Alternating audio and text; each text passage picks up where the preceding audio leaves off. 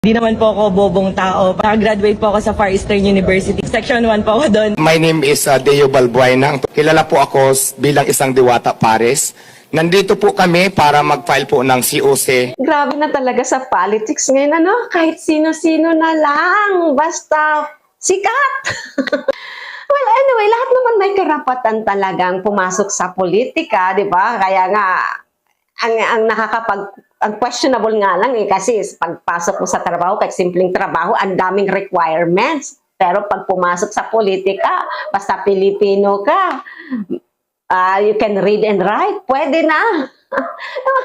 Kahit sino-sino na ngayon, hindi ko naman ina-undermine o ina-underestimate yung kakayanan nila, no po.